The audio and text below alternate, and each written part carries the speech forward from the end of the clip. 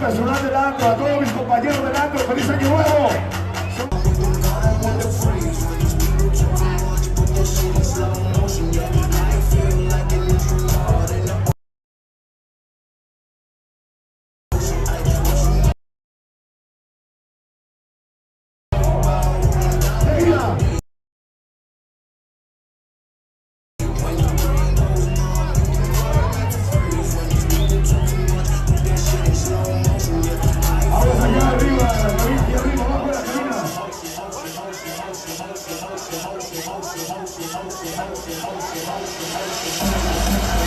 Vamos allá arriba, vamos de la cabina. Vamos.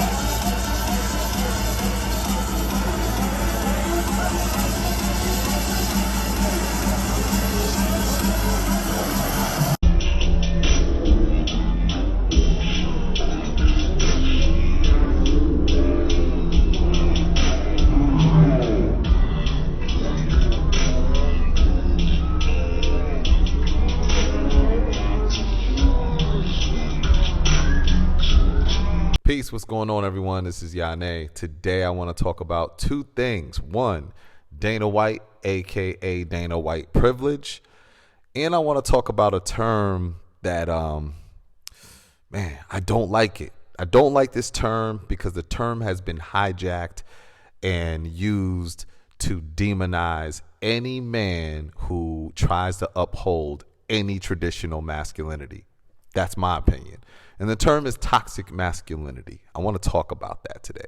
And I only want to talk about it in association to Dana White. All right. So first, let's just go to the Dana White privilege whole debacle that's happening right now. Right.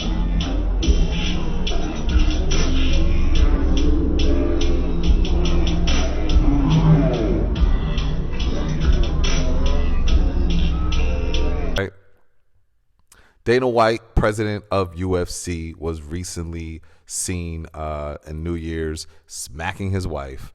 And the backlash has been nothing.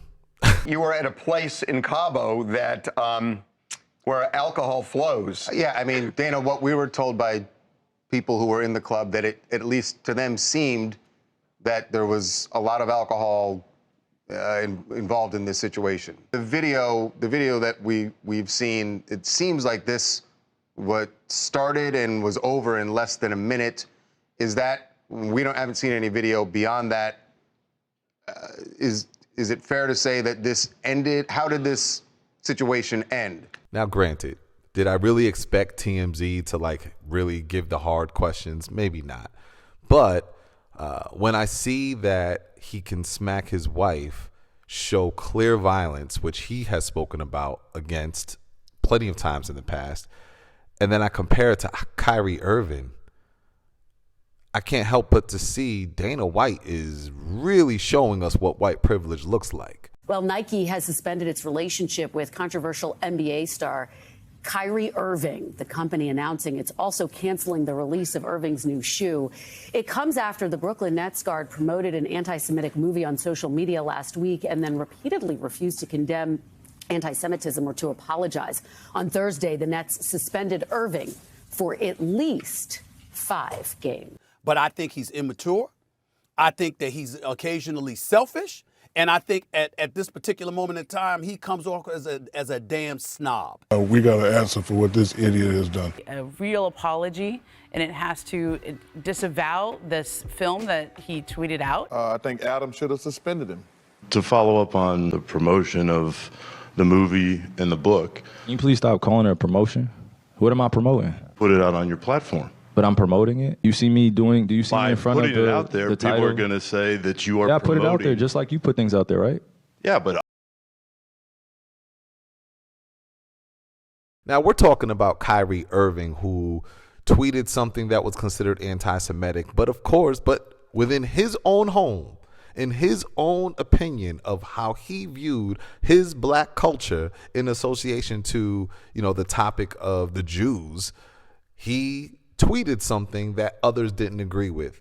And that cost him millions of dollars, almost his job, dropped from his sponsors, ridiculed from sports news analysts. and just overall a heavy burden for something that he clearly did not intentionally do to hurt anyone. He even had to go to training, the whole apology tour, the demands that were asked of him, just for him to get into the good graces of the people, right? Or the good graces of what people, I don't know, but we won't even touch on that. However, Dana White is not just somebody that's connected in the world of sports. He's a friend. I love the guy personally. So this is a very hard subject for me. We talk all the time. We certainly connected briefly since this happened. You were at a place in Cabo that where alcohol flows. Yeah, I mean, Dana, what we were told by people who were in the club, that it, at least to them, seemed that there was a lot of alcohol. And I have to be honest, his press conference, he looked kind of cocky, looked kind of arrogant, just like, Any questions? There's a past of Dana White that some don't really speak on. I know his mother did, I believe, at one point. So his wife they're constantly fighting. The honeymoon, she gave him the worst black eye I've ever seen. He nearly lost his eye. So I don't know if that's his way of handling it, but he's gone overboard with handling it. Needless to say, I'm not into bringing up people's past because people evolve and change. And in the world of cancel culture, there is no grace. There is no mercy. There is no time for you to be redeemed. All right. And that's the problem with cancel culture. It's because cancel culture means you have not sustained the position of perfection and there is no redemption for you. I mean, what should the repercussions be? You tell me. I take 30 days off. How does that hurt me? And what is my punishment? Here's my punishment. I got to walk around for however long I live. Is it 10.4 years or is it another 25 years? And I gotta, this is how I'm labeled now. You could be dropped from your sponsor. How about that? You might not be removed from the UFC, but why not be dropped from your sponsor? Lose all that money. Kyrie Irving did. And he didn't even intentionally do anything. You intentionally smacked your wife in public. I mean, not to say there would be a difference, but you clearly had no control. And this leads me to my second topic of what I wanted to talk about briefly. And this term of toxic masculinity. I don't believe toxic masculinity has anything to do with the traditional values some men hold. I don't believe toxic masculinity is because a man wants to, who feels as though he should lead and protect and he should build himself up to be able to create a status of wealth and a status of, and just a status that is respected and has purpose, where he could provide for his family, protect his family, lead his wife. I don't believe any of that is toxic. Those are not values and views that are rooted in patriarchy. That shit has been going on forever. It's been going on way before patriarchy. So please stop and miss me with that bullshit. However, toxic masculinity is when you have no control. When you use the fact that you are stronger and bigger in a way that is bullying, in a way that ends up, smacking your wife, smacking any woman. This is toxic, no doubt. You're twice her size. Where's your control? Toxic masculinity is a man that is leading but doesn't know how to control his emotions. That's toxic. A man that's supposed to protect, but when the conditions start to get pretty big, he doesn't know how to control himself. This is why emotional intelligence is so important. You have to have emotional intelligence to know what's coming up for you, to be able to hear the intuition. And see, this is the reason why, no, we may not be equal as far as men and women in regards to strength and sometimes size, but we are absolutely strengthened and strong in other ways. Women are very strong in their intuition. That doesn't mean we don't have intuition. And to tap into that intuition, to really understand that intuition, You need to be able to hear. But if you're always focusing on what you're taking in, what you're putting out, if you're always focusing on what you're putting out, if you're always focusing on what you're doing on the outside and hustling and moving, and you don't take the time to truly be with yourself, to hear yourself, that takes a sense of softness. And if you don't subscribe to that, then that means you don't know how to control your emotions. You really don't. I don't care what your status is. I don't care what your wealth is. If you can get angry because the woman smacked you, and you don't know how to hold her and drag her out the club and argue outside, then you have no control. And that's toxic. That right there is toxic.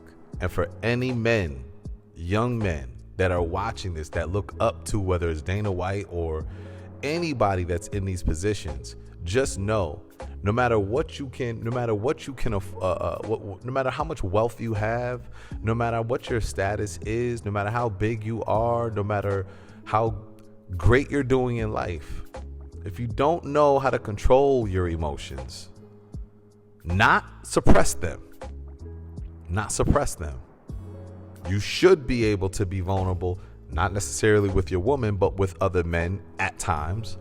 You should be able to articulate what you're feeling. You should be able to identify with what you're feeling and what's coming up in certain situations. But you also should be able to use that awareness and strategically move, strategically walk, make the next best decision based off of awareness and control and focus.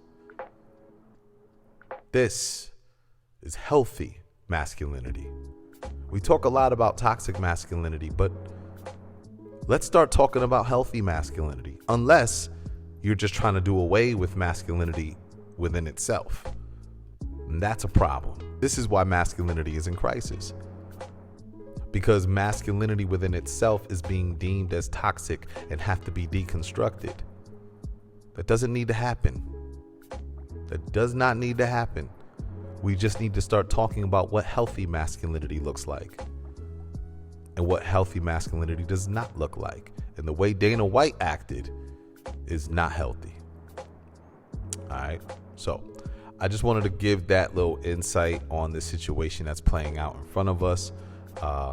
It's really unfortunate.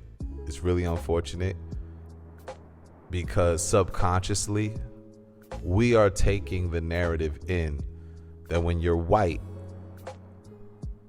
you're going to get that privilege. So anyway, I'll be back with another video soon. I love you. I love your soul. I love your journey. Peace.